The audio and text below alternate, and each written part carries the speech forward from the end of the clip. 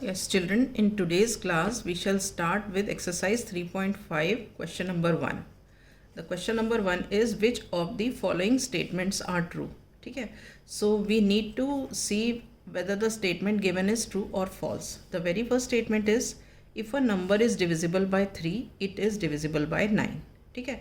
मतलब क्या हुआ कि कोई भी नंबर जो 3 से डिविजिबल है वो 9 से भी होगा. हम देखते हैं, देखो जैसे वी टेक द नंबर 6. ठीक है, तो 6 डिवाइडेड बाय 3 इज 3, राइट. तो क्या ये 6 डिवाइडेड बाय 9 हो जा रहा है डिवाइड? कुछ फ्रैक्शन आएगा इसका 6 डिवाइडेड बाय 9. मतलब आप इसको अगर रिड्यूस कर लो 2 3 2 6 और 3 3 9, मतलब को 2/3 आएगा. तो हम क्या देखते हैं कि अगर कोई नंबर 3 से डिवाइड कर रहा है तो ज़रूरी नहीं है कि वो 9 से भी करे. कोई और एक एग्जांपल देख लो, जैसे कि हम देख लेते हैं 15. टेक 15. अब 15 तो डिवाइड हो जाता है 3 से. 15 डिवाइडेड बाय 3 करोगे तो 5 आ जाएगा. लेकिन अगर 15 डिवाइडेड बाय आप 9 करते हो, 15 डिवाइड बाय अगर आप 9 करते हो तो ये कुछ डेसिमल्स में आएगा, कंप्लीटली डिवाइड नहीं होगा. तो इसका मतलब ये हमारा स्टेटमेंट क्या हो गया? फॉल्स हो गया, राइट. कि ज़रूरी नहीं है कि जो एक कोई नंबर अगर 3 से डिवाइड हो तो वो 9 से भी हो. ओके. अब हम आ जाते हैं नेक्स्ट पार्ट पर. If a number is divisible by 9, it must be divisible bye 3. ठीक है, तो अब इसको भी हम एक एग्जाम्पल से ले लेते हैं. मान लो कि 18 ले लिया हमने. ठीक है, 18 is divisible by 9. क्यों? क्योंकि 9 2 18 होता है. तो आप क्या देखते हो कि 18 is divisible by 3 also. 3 6 18. ये ऐसे क्यों होता है? ये इसलिए होता है क्योंकि 3 इज़ द फैक्टर ऑफ 9. अगर कोई नंबर 9 से डिविजिबल होगा तो वो 3 से हमेशा ही होगा, क्योंकि 3 9 का फैक्टर है. Okay, so this statement is true. Next वाले में आते हैं. If a number is divisible by 18, sorry, a number is divisible by 18 if it is divisible by both 3 and 6. अगर कोई नंबर 3 और 6 से डिविजिबल है तो वो नंबर 18 से भी डिविजिबल होगा. एग्जाम्पल देखते हैं. देखो एग्जाम्पल,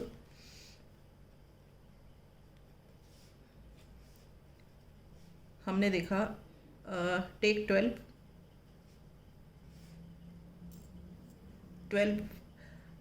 अब 12 is divisible by both 3 and 6. कि 12 डिवाइडेड बाय 3 4 आ गया, और 12 डिवाइडेड बाय 6 2 आ गया.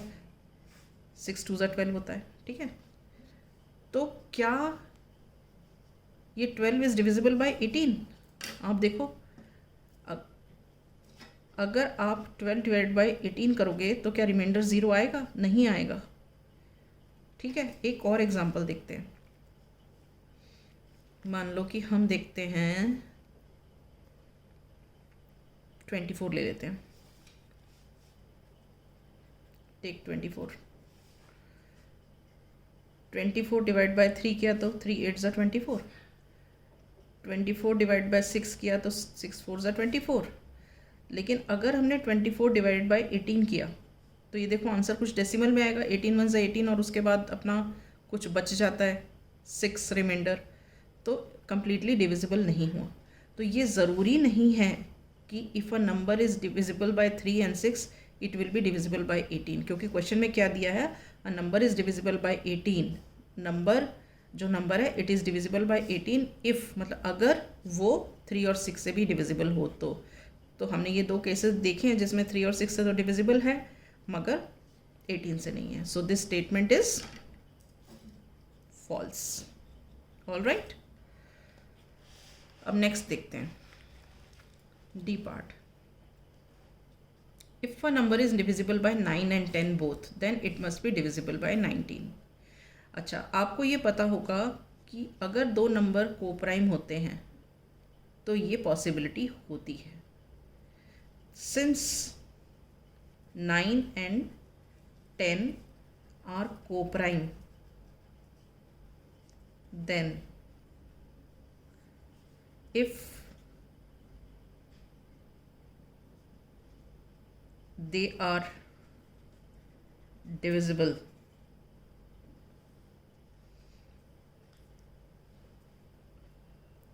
they are नहीं, if the number is divisible by both of them मतलब ये, then it will be divisible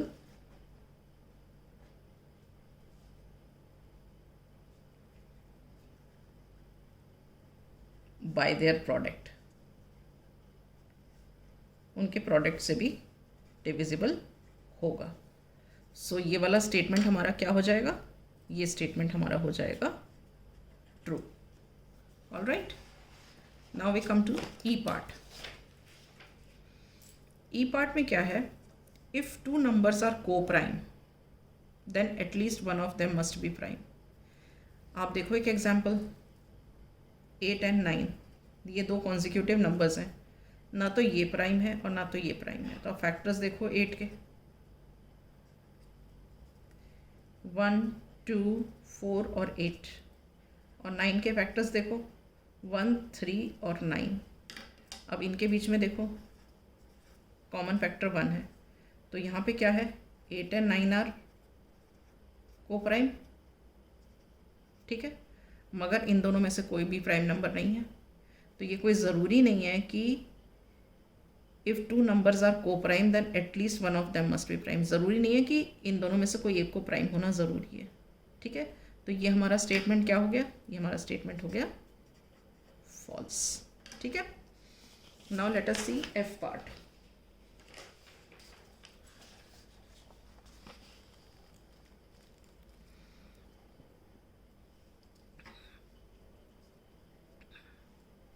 All numbers which are divisible by 4 are also divisible by 8, ठीक है। अब देते, लेट अस टेक एग्जाम्पल 12 ले लेते हैं। हियर 12 इज डिविजिबल बाय 4 क्योंकि 4 3 ज़ा 12 होता है, तो but 12 is not divisible by 8, 8 से डिवाइड नहीं होता, 8 1 ज़ा 8, 8 2 ज़ा 16, तो 12 वो आया ही नहीं। तो इसका मतलब ये कोई ज़रूरी नहीं है कि अगर कोई नंबर 4 से डिविजिबल हो तो वो 8 से भी होगा। क्लियर? तो ये स्टेटमेंट हमारा क्या हो गया, फॉल्स हो गया। अब नेक्स्ट है, all the numbers which are divisible by 8 must be divisible by 4। ये होता है, क्यों होता है, क्योंकि 4 इज़ द फैक्टर ऑफ 8। हम देख लेते हैं कि लेट अस टेक एग्जाम्पल 16, ठीक है। Here 16 is divisible by 8, okay. 16 is divisible by 4 also, 4 4 ज़ा 16, यहाँ 8 2 ज़ा 16, तो डिविजिबल हो गया। तो ये हमारा क्यों, अब ये क्यों हुआ, because 4 is the factor of 8, 4 8 का फैक्टर है, इसलिए हुआ ऐसा। तो ये स्टेटमेंट हमारा क्या हो गया, ये स्टेटमेंट हो गया हमारा ट्रू, राइट। अब नेक्स्ट देखो, ये वाला थोड़ा समझने का है, आप ध्यान देना इसको। इफ अ नंबर, कोई भी एक number divides two numbers separately, two number separately, जैसे मान लो हमने नंबर ले लिया नंबर 3, ठीक है। अब दिस 3 डिवाइड्स 6 and 12 सेपरेटली। अभी सेपरेटली का मतलब क्या होता है, इसका मतलब ये होता है कि अगर हम 6 डिवाइडेड बाय 3 करें तो 3 2 ज़ा 6 आ गया। अब हम 12 है, इसको हम अगर 12 को हम डिवाइड करें 3 से तो 3 4 ज़ा 12 आ गया। ठीक है, तो मतलब ये number 3 is dividing these two numbers separately, 6 को भी और 12 को अलग अलग डिवाइड कर रहा है। It must exactly divide their sum. Divide their sum का मतलब जब हम इन दोनों का सम लें, sum of 6 and 12, sum of 6 and 12 is what, 6 + 12 this is 18। तो ये जो नंबर है, this number should divide this also. तो हम अब देखते हैं 18 अगर हम डिवाइड करें 3 से तो आंसर आ जाता है 6, 3 6 = 18। तो क्या हुआ, हमने देखा कि एक नंबर इन दो अलग नंबर्स को सेपरेटली भी डिवाइड कर रहा था। तो जब हमने इन दोनों नंबर्स का सम लिया तो ये वाला जो नंबर है उस सम को भी डिवाइड कर रहा था। Is this clear? Number exactly divides the two number separately, ये और ये। It must exactly divide their sum, ये। तो क्या हुआ हमारा ये वाला स्टेटमेंट? ये वाला हमारा स्टेटमेंट हो गया ट्रू। ऑल राइट, अब आप ये देखो लास्ट वाला, if a number exactly divides the sum of two numbers. हमने देख कोई दो नंबर्स ले लिए 7 और 8, नंबर्स ले लिए हमने 7 और 8, ठीक है। अगर अब इनका सम क्या है, 7 + 8 दैट इज इक्वल टू 15, ठीक है। अब हमने एक तीसरा नंबर लिया 3, टेकन द नंबर 3, ये वाला नंबर। अब ये 3 इसको कम्प्लीटली डिवाइड कर देता है। हियर 15 डिवाइडेड बाय 3 अगर हम करते हैं तो क्या आता है, 5 आता है, ठीक है ना। 3 5 = 15। तो अब यहाँ पे ये जो हमने किया वो ये किया, if a number exactly divides the sum of two numbers. ये number is dividing the sum of two numbers, ये वाला, तो डिवाइड हो गया। अब क्या बोल रहा है, it must divide two numbers separately. अब ये जो नंबर है इन दोनों नंबर्स को सेपरेटली भी डिवाइड करता है क्या? अगर हम 7 डिवाइड बाय 3 करें तो डेसिमल में आंसर आ रहा है। अब अगर हम 8 डिवाइडेड बाय 3 करें तो भी हमारा डेसिमल में आंसर आ रहा है। तो हम क्या देख रहे हैं कि इंडिविजुअल नंबर्स को ये वाला नंबर कंप्लीटली डिवाइड नहीं करता है।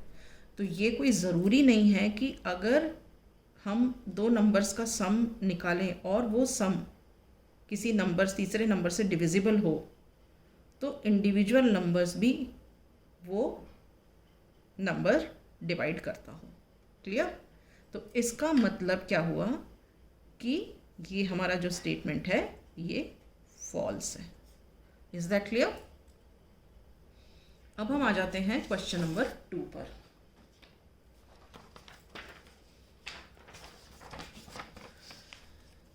क्वेश्चन नंबर 2 क्या है?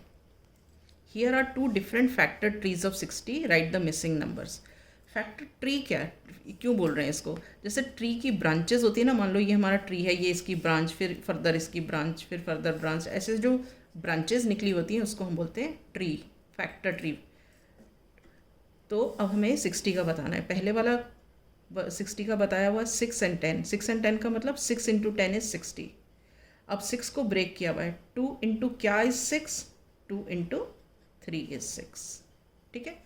उसी तरह 10 को ब्रेक किया हुआ है, 5 × क्या, व्हाट इज 10, 5 × 2 is 10, ठीक है। तब इसको और फर्दर आगे ब्रेक कर ही नहीं सकते कि सारे ये प्राइम नंबर्स हो गए, तो ये कंप्लीट हो गया। अब नेक्स्ट देखो 60। अब ये जो फैक्टर ट्री है इसको बनाने के अलग अलग वेज हैं। ये एक वे था, अब ये दूसरा वे है। इसमें देखो 60 को ब्रेक किया 30 × समथिंग, 30 × समथिंग मतलब 30 × 2 is 60। अब फर्दर 30 को ब्रेक किया 10 × व्हाट, 10 × 3 is 30। अब फर्दर 10 को ब्रेक किया तो 10 को आप कैसे ब्रेक कर सकते हो? आप ब्रेक कर सकते हो 2 × 5 is 10। Is this clear? तो ये हमारा फैक्टर ट्री हो गया और ये हमने मिसिंग नंबर्स निकाल दिए। अब आते हैं हम नेक्स्ट क्वेश्चन पे। नेक्स्ट क्वेश्चन क्या है, which factors are not included in the prime factorisation of the composite number. ठीक है, तो हम एक कॉम्पोजिट नंबर लेते हैं, let us take a composite number 24। ठीक है, हम इसका प्राइम फैक्टराइजेशन कर देते हैं। प्राइम फैक्टराइजेशन का मतलब हम प्राइम नंबर्स ही लेंगे, तभी वो बोलते हैं प्राइम फैक्टर्स। सबसे पहले सबसे छोटा 2 12 ज़ा 24, फिर भी 2 से जाता है, फिर हम करेंगे 2 6 ज़ा, फिर भी ये 2 से जाता है 2 3 ज़ा, फिर ये 3 से जाता है 3 1 ज़ा। तो 24 का अगर हम प्राइम फैक्टराइजेशन करते हैं तो हमें क्या मिलता है, 2 into 2 into 3, 2 into 2 into 2 into 3, this is the prime factorisation of 24। तो हमने इसमें क्या इंक्लूड नहीं किया है, हम इसमें 1 एंड द नंबर इटसेल्फ, हमने कहीं तो लिखा नहीं 1 इंटू समथिंग या इंटू 24, तो हम इसको बोलेंगे 1 and the number itself are not included in the prime factorization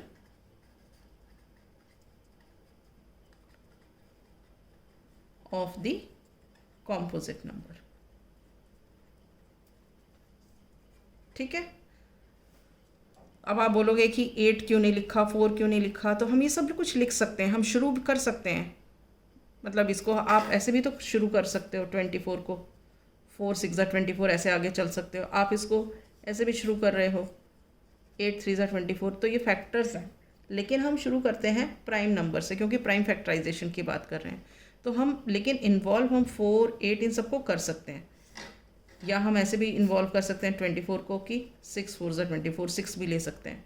but हम प्राइम फैक्टराइजेशन बोल रहे हैं इसलिए प्राइम नंबर्स लेंगे, ये ले भी सकते हैं मगर प्राइम नंबर्स लेंगे। तो आप ये देखो, हम ये 4 8 6 इन सबको इन्वॉल्व तो कर रहे हैं, मगर हमने कभी इसको 24 या 1 से नहीं किया, हम इसको नहीं करते हैं। That is a rule. So we say that 1 and the number itself are not included in the prime factorization of the composite number. All right. So with this I wind up here. In the next class we shall start with the next question.